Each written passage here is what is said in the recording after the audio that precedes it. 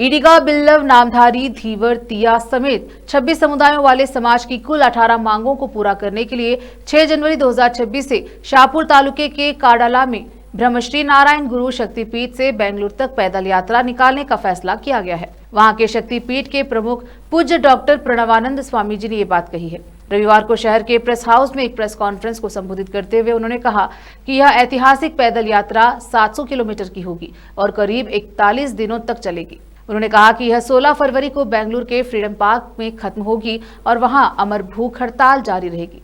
BJP के राज में सरकार ने ब्रह्मश्री नारायण गुरु की जयंती मनाना शुरू किया था। उस समय ब्रह्मश्री नारायण गुरु डेवलपमेंट कॉर्पोरेशन बनाया गया था और उसे 10 करोड़ रुपए की ग्रांट भी दी गई थी, लेकिन कांग्रेस के सत्ता में आने के 2.5 साल बाद भी उसने एक पैसा नहीं दिया है। 1 महीने पहले उसने कॉर्पोरेशन के लिए नया चेयरमैन अपॉइंट किया।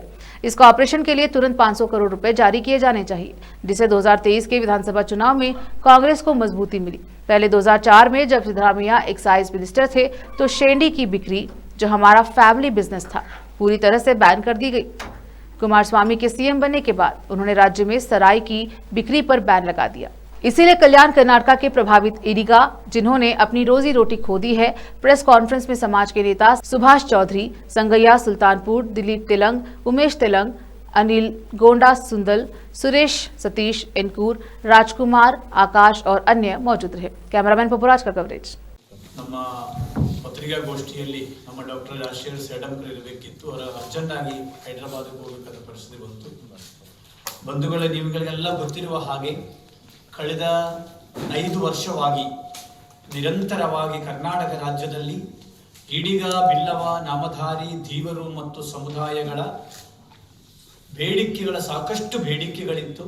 ಆ ಬೇಡಿಕೆಗಳ ಈಡೇರಿಕೆಗಾಗಿ ನಿರಂತರವಾದ ಹೋರಾಟ ನಡೀತಾ ಇದೆ. ದೇಶದ ರಾಜಕಾರಣದಲ್ಲಿ, ರಾಜ್ಯದ ರಾಜಕಾರಣದಲ್ಲಿ ಜಾತಿ ಮತ್ತು ಹಣ ಇದೆರಡೂ ಕೂಡ ದೊಡ್ಡ ಮಟ್ಟದಲ್ಲಿದ್ದರಿಂದ ಯಾವ ಸ್ವಾಮೀಜಿಗಳೂ ಕೂಡ ಈಗ ಜಾತಿಯನ್ನು ಬಿಡಲಿಲ್ಲದ ರೀತಿಯಲ್ಲಿ ಪರಿಸ್ಥಿತಿ ನಿರ್ಮಾಣವಾಗಿದೆ. ಆ ಒಂದು ಹಿನ್ನೆಲೆಯಲ್ಲಿ ಮಂಗಳೂರು ಟು ಬ್ಯಾಂಗ್ಳೂರುವರೆಗೆ ಕೂಡ ಪಾದಯಾತ್ರೆ ಮಾಡಿದರು. ಕಲಬುರಗಿ, ಚಿಂಚೋಳಿ ಟು ಕಲಬುರಗಿವರೆಗೆ ಪಾದಯಾತ್ರೆ ಮಾಡಿದರು. ಹಲವಾರು ಹೋರಾಟಗಳು ಕೂಡ ಆಯಿತು. ಆ ಒಂದು ಹಿನ್ನೆಲೆಯಲ್ಲಿ ಹಿಂದಿನ ಬಿಜೆಪಿ ಸರ್ಕಾರ ಬ್ರಹ್ಮಶ್ರೀ ನಾರಾಯಣ ಗುರು ನಿಗಮವನ್ನೇ ಘೋಷಣೆ ಮಾಡಿದರು. ಆದರೆ ಅನಂತರ 25 ಲಕ್ಷ ರೂಪಾಯಿಯನ್ನು ಕೊಟ್ಟು ಕುಲಶಾಸ್ತ್ರ ಅಧ್ಯಯನ ಕೂಡ ಪ್ರಾರಂಭ ಮಾಡಿದರು. 2 ಬೇಡಿಕೆಯನ್ನು ಹಿಂದಿನ ಸರ್ಕಾರ ಈಡೇರಿಸಿದರು. ಈ ಸರ್ಕಾರ ಬಂದು ಈಗಾಗಲೇ 2.5 ವರ್ಷ ಆಯಿತು. 2.5 ವರ್ಷ ಆಗಿದ ಸಂದರ್ಭದಲ್ಲಿ ನಿಗಮಕ್ಕೆ ಅಧ್ಯಕ್ಷರನ್ನೇ ಕಳೆದ 1 ತಿಂಗಳ ಹಿಂದೆ ಮಾಡಿದ್ದಾರೆ.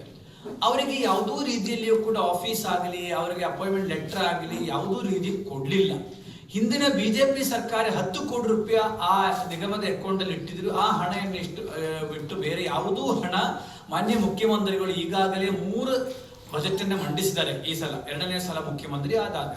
ಆದ್ರಿಂದ ಕರ್ನಾಟಕ ರಾಜ್ಯ ಸರ್ಕಾರ ಈ ಈಡಿಗ ಸಮುದಾಯವನ್ನು, ಬಿಲ್ಲವ ಸಮುದಾಯವನ್ನು ಸಂಪೂರ್ಣವಾಗಿ ಕಡೆಗಣಿಸ್ತಾ ಇರೋದು ಕೂಡ ನಾವು ಈಗಾಗಲೇ ಗಮನಿಸಬಹುದು. ಹಿಂದಿನ ಬಿಜೆಪಿ ಸರ್ಕಾರ ಇದ್ದಾಗ 2 ಮಂತ್ರಿ ಸ್ಥಾನವನ್ನ ಕೊಟ್ಟಿದ್ದರು, ಕೋಟಾ ಶ್ರೀನಿವಾಸ ಪೂಜಾರಿ ಹಾಗೂ ಸುನಿಲ್ ಕುಮಾರ್ ಅವರು.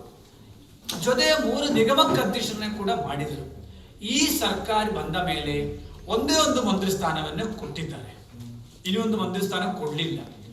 ಆಡಳಿತ ಪಕ್ಷದಲ್ಲಿ ಈಗ 6 ಜನ ಶಾಸಕರು, ಅದರಲ್ಲಿ 2 MLC, ಅದರಲ್ಲಿ 1 ಮಂತ್ರಿ ಇದ್ದಾರೆ.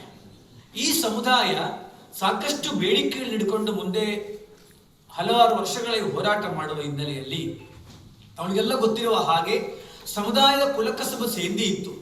ಆ ಸೇಂದಿ 2004ನೇ ಇಸ್ವಿಯಲ್ಲಿ ಮಾನ್ಯ ಮುಖ್ಯಮಂತ್ರಿಗಳು, ಇವತ್ತಿನ ಮುಖ್ಯಮಂತ್ರಿಗಳು ಅವತ್ತು ಅಬಕಾರಿ ಸಚಿವರಾಗಿದ್ದರು, ಅವರು ಅವತ್ತು 2004ನೇ ಇಸ್ವಿಯಲ್ಲಿ ಸೇಂದಿ ಬಂದ್ ಮಾಡಿದರು. 2007ನೇ ಇಸ್ವಿಯಲ್ಲಿ ಕುಮಾರಸ್ವಾಮಿ ಅವರು ಸಾರಾಯ ಕೂಡ ಬಂದ್ ಮಾಡಿದರು. ಈ ಸಮುದಾಯ ಅದನ್ನು ನಂಬಿಕೊಂಡು ಬಂದಿರತಕ್ಕಂಥ ಸಮುದಾಯ. ಆದರೆ ಯಾವುದೋ ಪರ್ಯಾಯ ವ್ಯವಸ್ಥೆಯಲ್ಲಿ ಸಮುದಾಯಕ್ಕೆ ಯಾವುದೂ ಸರ್ಕಾರವು ಕೂಡ ಮಾಡಲಿಲ್ಲ.